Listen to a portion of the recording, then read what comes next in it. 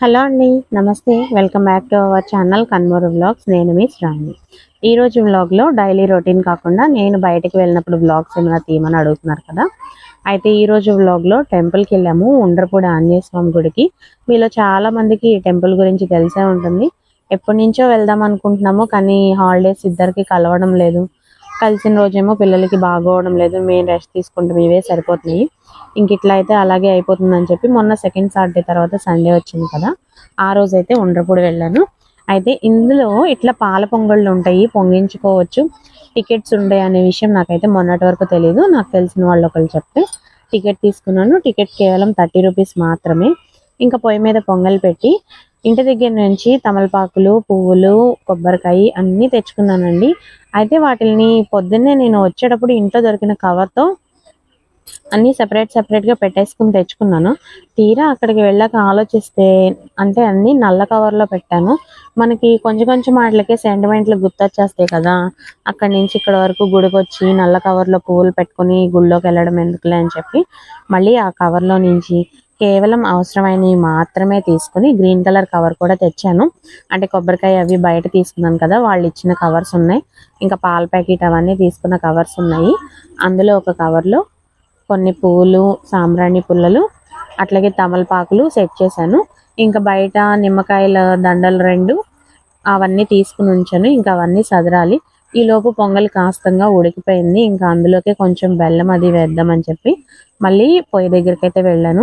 ఈ పొయ్యిలు అయితే చాలా పెద్దగా ఉన్నాయండి. మనం పెట్టే కుండలు అవి ఒక పక్కకు కూడా రావట్లేదు అనమాట. డైరెక్ట్గా బర్నర్స్ మీదే పెట్టాల్సి వస్తుంది. కొంచెం పెద్ద కుండలే పెట్టుకోవాలేమో.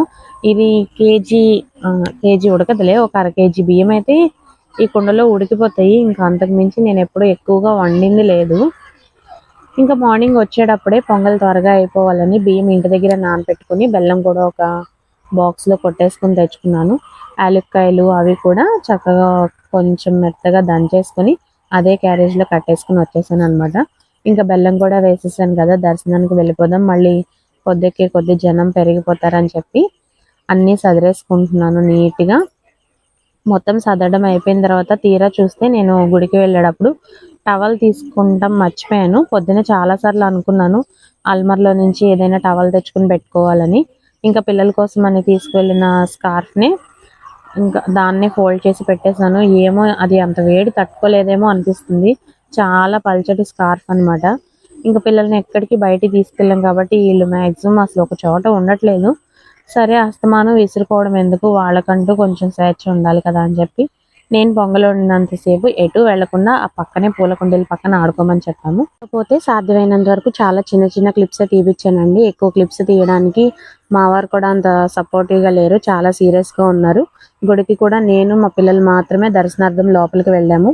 ఆయన ఎందుకో రానన్నారు. రానన్నప్పుడు మనం పదే పదే రండి రానని చెప్పించకూడదు కాబట్టి ఇంకా నేను కూడా ఊరుకున్నాను, 1-2 సార్లు అడిగి. ఇంకా పిల్లలు నేను దర్శనానికి వెళ్ళాము. ఏదైనా చెప్పాలి అంటే ఒక విషయం అయితే చెప్పచ్చు, మనకి దేవుడు ఏం చేశాడని మనం లెక్కలు వేసుకొని దర్శనాలకు వెళ్ళడం, మొక్కులు మొక్కడం మాత్రం చేయకూడదు.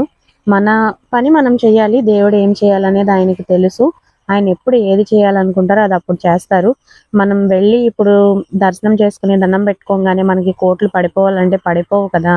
మనం చేసిన పాప పుణ్యాలను బట్టి, మనం ఇతరులకు చేసే మేలుని బట్టి మన జీవితం అనేది ఆధారపడి ఉంటుంది. ఇంకా మీరు చాలా గమనించవచ్చు, అవయవాలు సరిగ్గా లేని వాళ్ళు హాస్పిటల్లో నెలల తరబడి అక్కడే ఉండి ఎన్నో బాధలు పడేవాళ్ళు ఈ రోజుల్లో చాలా మంది మన కంటి ముందలే కనిపిస్తూ ఉంటున్నారు. వారందరితో పోల్చుకుని చూడండి, దేవుడు మనకి ఎంతటి చక్కటి జీవితాన్ని ఇచ్చాడో మనకి అర్థమవుతుంది. ఇంకా చిన్న చిన్న సమస్యలు అంటారా, అవి లేకుండా రోజులు గడవడం అనేది ఎవరికి జరగదు. కొందరికి ఒక నెలలో సంతోషం వచ్చినా ఏదో ఒక నెలలో వాళ్ళకు కూడా కష్టం అనేది ఉండి దాన్ని చూసి దాన్ని జయించిన వాళ్ళే అవుతారు. దేవుడు మనకి ఇచ్చిన కష్టాన్ని దాటి మనం వచ్చామంటే దేవుడు మనకి ఎంతో చక్కటి జీవితాన్ని రాసిస్తాడు అనేది నా నమ్మకం అనమాట. కొన్ని మంచి రోజులు చూసాం, అలాగే కొన్ని చెడు రోజులు చూస్తాం. అలాగే ఈ చెడు రోజులు పోయి మంచి రోజులు కూడా తప్పకుండా వస్తాయని నేను ఎప్పుడూ అనుకుంటూ ఉంటాను. జీవితాన్ని ఇక్కడే ఆపేసామనుకోండి, ఎదురే వెళ్ళలేం కదా. అలా కాకుండా మన పిల్లల కోసం, మన కోసం అని ధైర్యం చేసుకుని ఎన్ని బాధలున్నా ఎన్ని కష్టాలున్నా ఇంకొక అడుగు ముందుకేయాలి. అలా మనం ముందుకేసినప్పుడే మనతో పాటు దేవుడు ఖచ్చితంగా మనకి తోడేస్తాడు అని బలంగా నమ్ముతున్నాను. ఇదైతే ఈరోజు వ్లాగ్ నచ్చితే లైక్ చేయడం